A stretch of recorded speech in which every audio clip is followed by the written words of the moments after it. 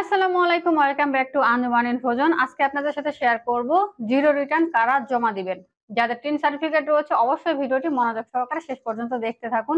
Tin certificate থাকলে আজকে আমি যে কথাগুলো বলবো সবগুলো আপনার অবশ্যই জানতে হবে এবং মানতে হবে। দেরি না করে চলেন শুরু করি।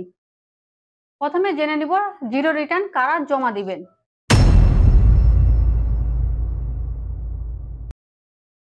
যাদের টিন আছে, এক কথায় ট্যাক্স আইডেন্টিফিকেশন নাম্বার আছে কিন্তু করযোগ্য আয় নেই, তাদের অবশ্যই জিরো রিটার্ন জমা করতে হবে। বাংলাদেশ প্রেক্ষাপটে মানে 2025 সালের জন্য এটি হচ্ছে পুরুষ নারীর ক্ষেত্রে 3,50,000 টাকা পর্যন্ত এবং নারী এবং প্রবীণদের ক্ষেত্রে 4 লক্ষ টাকার নিচে বা এর সীমার নিচে যদি আপনার আয় থাকে তাহলে আপনাকে অবশ্যই জিরো রিটার্ন জমা করতে হবে। নাম্বার 2, কোনো ব্যবসা বা চাকরি নেই কিন্তু টিন নেওয়া হয়েছে, যেমন ট্রেড লাইসেন্স বা অন্য কোনো প্রয়োজনে আপনি টিন নিয়েছেন, এখন আপনাকে অবশ্যই জিরো রিটার্ন জমা দিতে হবে।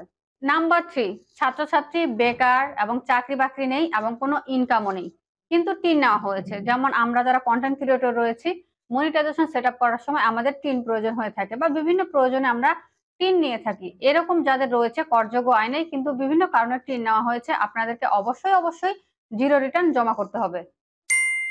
নাম্বার 4, নতুন টিন করেছেন কিন্তু এখনো ইনকাম শুরু হয়নি। এমনটা হতেই পারে যে আমার হয়তো ইনকাম হবে, কোনো একটা ইনকাম সোর্সের জন্য আপনার টিন সার্টিফিকেট নেওয়া হয়েছে, এখনো ইনকাম আসেনি, তবে ভবিষ্যতে ইনকাম আসবে। সেক্ষেত্রেও প্রথম বছর থেকে আপনাকে অবশ্যই জিরো রিটার্ন জমা করতে হবে। তো এখন একটা বিষয় জেনে নেওয়া যাক যে টিন সার্টিফিকেট থাকলে যদি আমরা জিরো রিটার্ন জমা না করি তাহলে কি হবে।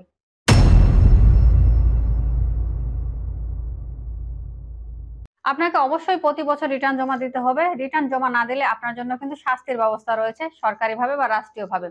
যেমনটা নাম্বার 1 হচ্ছে 1,000 টাকা জরিমানা করা হতে পারে যদি আপনি সময় মতো টিন রিটার্ন জমা না করেন। এরপরে নাম্বার 2 হচ্ছে টিন বাতিল বা ব্লক হয়ে যেতে পারে। যে কোনো সময় যে কোনো কারণে আপনার টিন বাতিল বা ব্লক করে দিতে পারে। নাম্বার 3 হচ্ছে ভবিষ্যতে ব্যাংক, পাসপোর্ট, ট্রেড লাইসেন্সের সমস্যা হতে পারে। এই ধরনের সকল সমস্যা এড়াতে অবশ্যই আপনারা রিটার্ন জমা করবেন।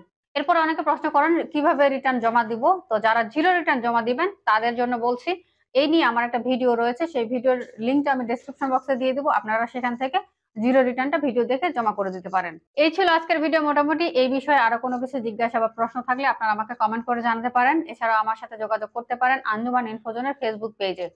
সকলে ভালো থাকবেন, দেখা হচ্ছে পরবর্তী ভিডিওতে। আর যারা প্রথমবারের মতো ভিডিওটি দেখছেন অবশ্যই আঞ্জুমান ইনফোজন ইউটিউব চ্যানেলটিকে সাবস্ক্রাইব করবেন। সকলে ভালো থাকবেন, দেখা হচ্ছে পরবর্তী ভিডিওতে।